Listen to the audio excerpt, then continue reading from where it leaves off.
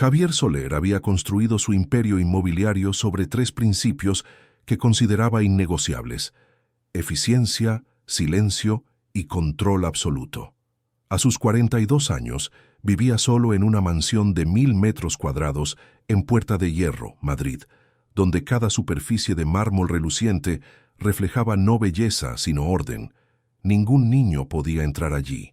Los empleados debían ser casi invisibles, ejecutando sus tareas sin conversación, sin ruido, sin existir más allá de lo necesario. Y nada, absolutamente nada, podía desorganizar la rutina que él seguía con precisión militar desde que decidiera hacía 10 años que los afectos eran lujos peligrosos, que costaban demasiado caros. Elena trabajaba allí hacía 3 años, siempre puntual, siempre discreta, siempre perfecta en el cumplimiento de las reglas. Ella entendía que aquella casa no era un hogar, era un museo habitado por un hombre que prefería muebles a personas.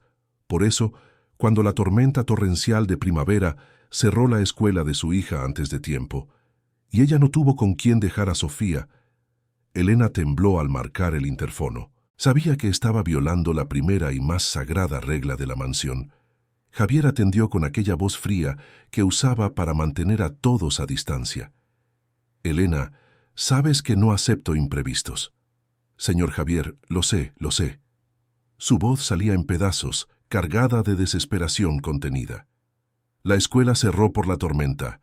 No tengo a nadie. Mi padre está en el médico. Los vecinos están trabajando. Si el Señor permite que se quede solo hoy, prometo que terminaré más rápido, no hará ruido ella. Métela dentro antes de que pille una neumonía». Colgó antes de que la propia decisión lo sorprendiera demasiado. Cuando oyó los pasitos mojados resonando por el hall de entrada, Javier sintió algo extraño apretarle el pecho. Irritación, concluyó rápidamente. Solo podía ser irritación. Bajó la escalera preparado para establecer reglas claras y encontró a una niña pequeña, empapada, con una mochila gastada a la espalda y los ojos muy abiertos contemplando la araña de cristal, como si estuviera ante un cielo estrellado. «Mamá, ¿esto es un castillo?» La voz de Sofía era un susurro de puro asombro. «Sofía, no hables así. Pide disculpas al señor Javier». Elena secaba frenéticamente a su hija con una toalla, las manos temblándole. «¿Por qué tengo que pedir disculpas? Solo dije que es bonito». Javier abrió la boca para decir algo hiriente, pero la franqueza de aquella niña lo desarmó. No le tenía miedo, no sentía vergüenza, solo miraba todo con una curiosidad pura que él no había visto en nadie en años. «No puedes correr por la casa ni tocar las cosas». Su voz salió más suave de lo que pretendía. «¿Entendido?» «Entendido. Me quedaré quietecita haciendo los deberes. La profesora mandó escribir sobre el lugar más bonito que conocemos. ¿Puedo escribir sobre aquí?» Y antes de que pudiera responder, Sofía ya estaba sentada en el suelo del vestíbulo, con el cuaderno abierto, escribiendo con una letra esmerada, que contrastaba con el uniforme descolorido y los zapatos remendados. Elena subió para terminar la limpieza de las habitaciones, lanzando miradas nerviosas por la escalera, y Javier se quedó allí, de pie, observando a una niña transformar su impecable vestíbulo en un aula improvisada. «¿No quieres sentarte a la mesa?» La pregunta salió antes de que pudiera reprimirla. Sofía levantó el rostro sorprendida. «¿Puedo?» «Puedes, pero solo hoy». Ella lo siguió hasta el comedor, donde una mesa de caoba maciza que había costado 80.000 euros nunca había servido para nada más allá de reuniones de negocios. La niña subió a la silla con cuidado reverente, como si estuviera en un templo, y continuó escribiendo. Javier regresó a la oficina, pero no logró concentrarse. Después de 20 minutos volvió a la sala y encontró a Sofía mordiendo la punta del lápiz, frunciendo el ceño. «¿Qué ocurre?» «No sé cómo explicar esa luz que da vueltas en el techo. Lámpara de araña. Lámpara de araña». Ella repitió la palabra varias veces, saboreando. «Mi madre dice que las palabras bonitas tienen música dentro». «Lámpara de araña tiene música». Javier parpadeó. Nadie le había hecho nunca una pregunta así. «Tiene. Entonces te debe gustar la música». «Me gustaba». La respuesta salió áspera, defensiva. ¿Por qué paraste? Porque la música no tiene sentido en una casa vacía. Sofía inclinó la cabeza, estudiándolo con una seriedad inquietante para una niña de 7 años. Pero la casa no está vacía. Yo estoy aquí. El silencio que siguió fue diferente de los silencios que Javier cultivaba. Era pesado, lleno de algo que él no podía nombrar. Entonces, sin entender por qué, caminó hasta el piano de cola que estaba apoyado en la pared del salón, cubierto por una manta de terciopelo, y retiró la protección. Sus manos, que no tocaban teclas hacía 15 años, se posaron sobre ellas con una vacilación casi dolorosa, y tocó. Sofía soltó el cuaderno y corrió hacia él, con los ojos brillantes. «Tocas como en las películas. Tocaba. Hace mucho tiempo. ¿Puedes enseñarme?» «No». «¿Por favor?» «No». «Está bien».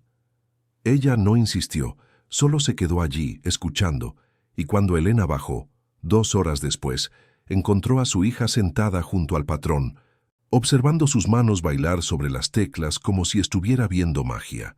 «Señor Javier, lo siento, ella no debería». «Está bien». Él dejó de tocar. «Mañana, si lo necesita, puede traerla de nuevo». Elena parpadeó confusa. «¿Está seguro?» «No». Javier miró a Sofía. «Pero tráigala de todos modos». Lo que debió ser una excepción se volvió rutina. Cada día, Elena llegaba a las 2 de la tarde con Sofía, quien corría directa a la mesa del comedor. Hacía los deberes y después se sentaba junto a Javier en el piano. Él no pretendía enseñarle, pero lo hizo. No pretendía disfrutar de esos momentos, pero los esperaba. Y definitivamente no pretendía escuchar historias sobre su abuelo enfermo, los vecinos solidarios, las cuentas que no cuadraban, pero escuchaba, porque Sofía hablaba con una naturalidad que desmantelaba todas sus defensas. «Mi familia es pequeñita, pero es buena», decía ella mientras intentaba acertar una escala. «Estamos yo, mi madre, mi abuelo y doña Carmen, que vive al lado y siempre deja tupper con comida casera cuando no tenemos nada. Y estás tú ahora. Yo no soy tu familia. ¿Por qué no? Nos vemos todos los días. Me enseñas cosas, me caes bien. ¿Eso no es familia?» Javier no supo qué responder. Se dio cuenta con una creciente incomodidad de que no tenía a nadie en su vida que encajara en esa simple definición. Sus socios eran solo socios. Sus logros eran solo cifras. Su casa, a pesar de todo el lujo, era el lugar más solitario del mundo, hasta que una niña de 7 años entró en ella empapada de lluvia. Fue un martes de abril cuando Sofía llegó llorando. No era el llanto teatral de un niño mimado, sino un lloro contenido, demasiado adulto para su edad, que venía de un lugar profundo y asustado. «¿Qué ha pasado?» Javier se arrodilló frente a ella, sus manos grandes sosteniendo los hombritos pequeños. «Mi abuelo ha empeorado. Los médicos dicen que necesita operarse, pero es muy caro. Mi madre está intentando pedir un préstamo, pero nadie presta porque no tenemos cómo pagar. Dice que va a vender las cosas de casa, pero no será suficiente. No será suficiente, tío Javier». El tío le caló hondo como una flecha. Elena apareció justo después, con los ojos rojos, e intentó explicar que necesitarían ausentarse unos días para cuidar de su padre, que quizás tendría que buscar otro empleo con un horario más flexible, que entendería si él quería prescindir de sus servicios. «¿Cuánto cuesta la cirugía?», Javier interrumpió. «100.000 euros, señor. Es imposible. Para usted es imposible. Para mí es una transferencia». Cogió el teléfono, marcó a su gerente. «Necesito que libere 100.000 ahora mismo. Quiero el comprobante en 10 minutos». Elena palideció. «Señor Javier, no puedo aceptar esto. ¿Cómo voy a pagarle? Usted no va a pagar, es un regalo. Pero yo... Elena, mírame». Su voz sonaba extraña, cargada de una emoción que rara vez se permitía. «En estos últimos meses, esta niña me ha hecho recordar lo que es estar vivo. Me ha hecho tocar el piano de nuevo, me ha hecho reír de nuevo, me ha hecho querer volver a casa. Eso no tiene precio, así que no es caridad, es gratitud. Permítame pagar la cirugía de su padre».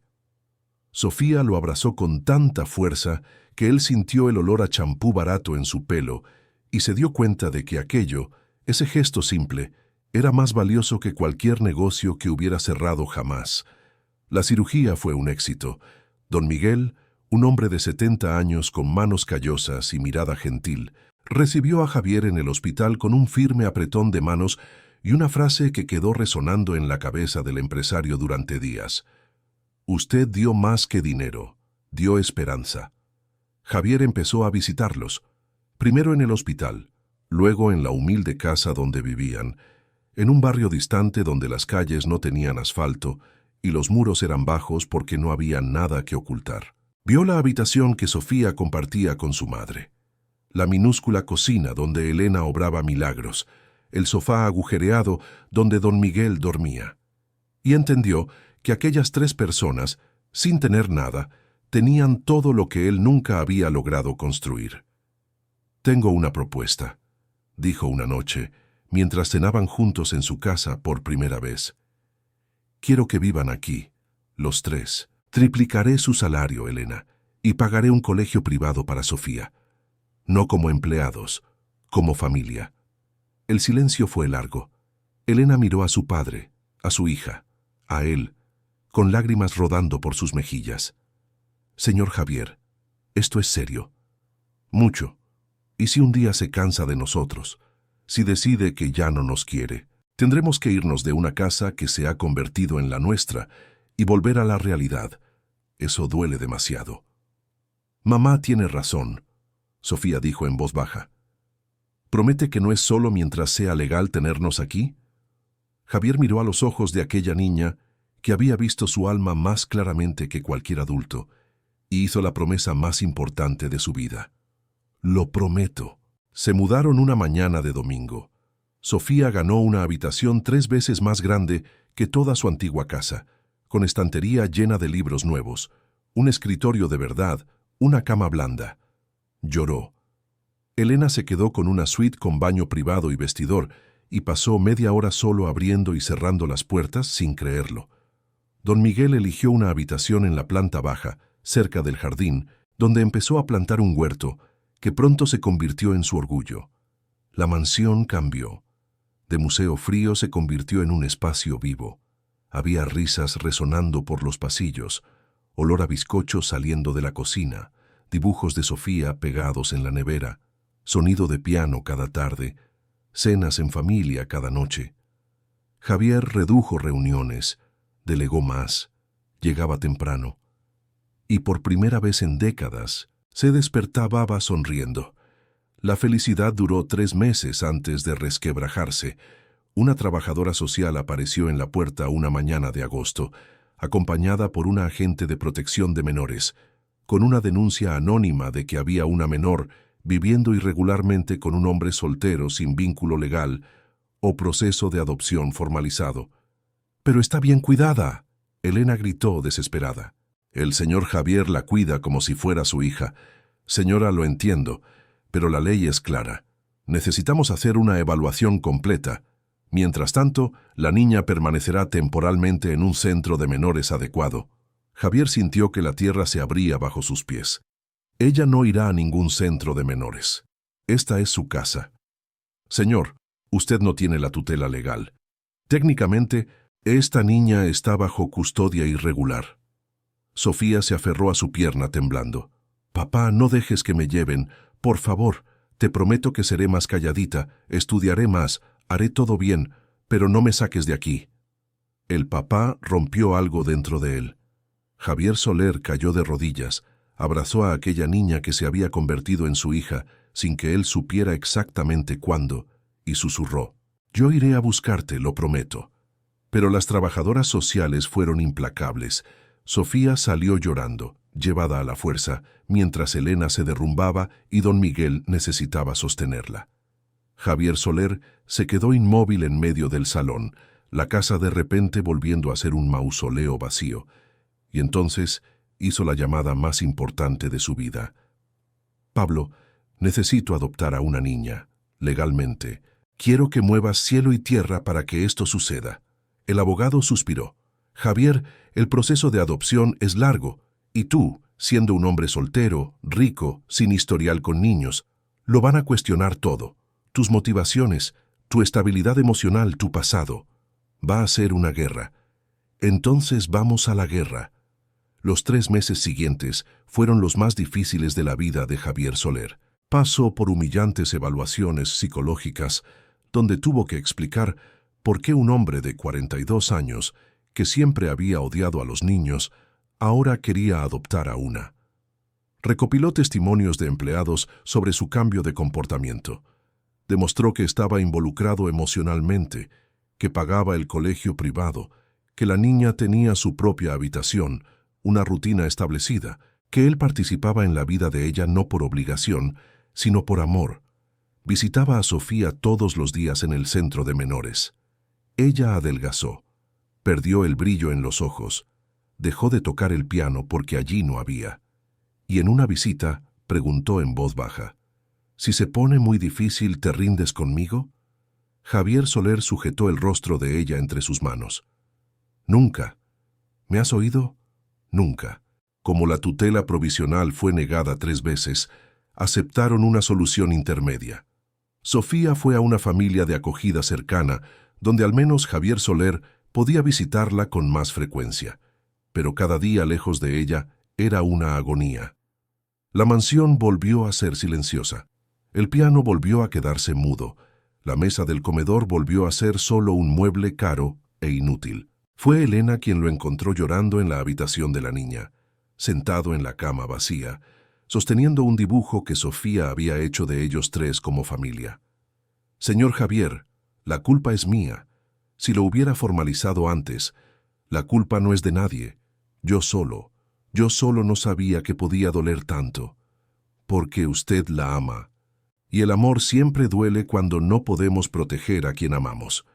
El proceso llegó al juzgado una tarde fría de noviembre. Javier Soler entró en la sala con el mejor traje, sintiéndose vulnerable. Elena depuso primero, explicando cómo él había cambiado, cómo cuidaba de su hija, presente de un modo que muchos padres biológicos no lo son.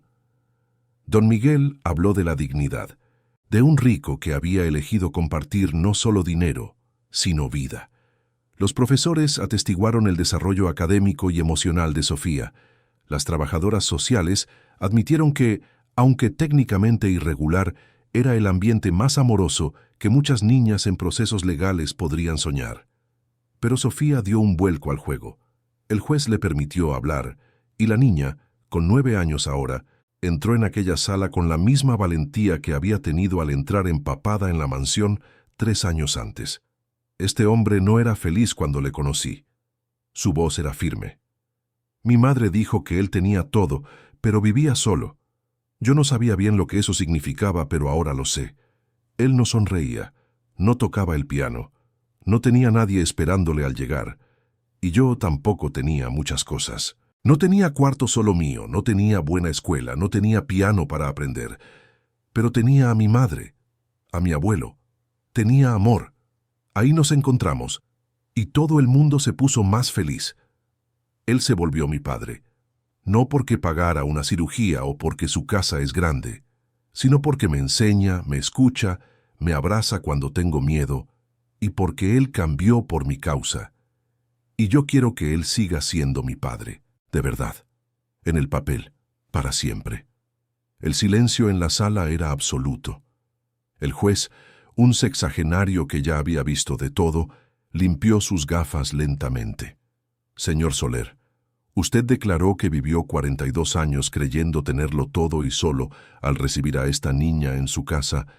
Entendió lo que era una vida llena. ¿Eso todavía es verdad?» Javier se levantó, la voz embargada. Más que nunca, «Señoría, yo construí un imperio, pero vivía en un desierto. Sofía me dio agua, me dio sentido, me dio motivo para despertarme por la mañana. Y si yo pudiera elegir entre todo lo que construí y ella, la elegiría a ella todos los días, porque ella me hizo entender que riqueza no es lo que tenemos, es a quien amamos y quien nos ama de vuelta». El juez hojeó los documentos largamente. Después alzó los ojos y dijo, «Por el análisis de los informes, de los testimonios y principalmente por el vínculo claro y profundo establecido entre el solicitante y la menor, estimo el pedido de adopción. A partir de hoy, Sofía es legalmente hija de Javier Soler, manteniendo también el vínculo con su madre biológica, Elena, quien permanecerá como figura materna presente. Felicidades, señor Soler. Usted acaba de convertirse en padre. Javier se desplomó. Sofía corrió y saltó a su regazo, y él la sujetó con tanta fuerza que sintió el corazón de ella latiendo contra el suyo. Elena lloró abrazada a su padre, y en aquella sala fría del juzgado, una familia que no seguía regla alguna de las tradicionales, finalmente recibió el sello que la sociedad exigía. De camino a casa, Sofía se durmió en el asiento trasero del coche, la cabeza en el regazo de su madre, sujetando la mano de Javier entre los asientos. Don Miguel miraba por la ventanilla, sonriendo. «Señor Javier, ¿puedo decirle una cosa?» «Claro, don Miguel. Usted me salvó la vida con aquella cirugía, pero Sofía le salvó la suya a usted. Creo que se necesitaban el uno al otro, solo que no lo sabían». Javier miró por el retrovisor, vio a aquella niña durmiendo en paz y se dio cuenta de que el viejo tenía razón. Había construido fortalezas alrededor de su corazón durante décadas, convencido de que aquello lo protegía. Pero una niña de 7 años, empapada de lluvia y curiosidad, había entrado en aquellas fortalezas y las había transformado en hogar. La mansión en Puerta de Hierro ya no tenía reglas sobre niños, silencio o control. Tenía ruido de piano cada tarde, tenía risas resonando por el jardín, tenía dibujos en la nevera y zapatos pequeños esparcidos por la entrada. Tenía cenas largas donde se hablaba del día, planes para el futuro, recuerdos del pasado. Tenía una huerta en el jardín cuidada por un abuelo que enseñaba paciencia. Tenía una madre que finalmente podía descansar sabiendo que su hija estaba segura. Tenía una niña que crecería amada, educada y libre. Y tenía un hombre que, a sus 45 años, finalmente había entendido que los 3 principios que gobernaban su vida estaban equivocados. Lo que él realmente necesitaba no era eficiencia, silencio y control, era desorden, ruido y amor. Mucho amor. Javier Soler había pasado la mitad de su vida construyendo un imperio y un muro alrededor de su corazón. Pero bastó una tarde de tormenta primaveral y una niña empapada con ojos curiosos para probar que los mayores tesoros no se conquistan, se reciben. Y que una casa solo se convierte en hogar cuando se llena de gente que transforma tu rutina, desordena tus planes y sin pedir permiso, habita dentro de tu pecho.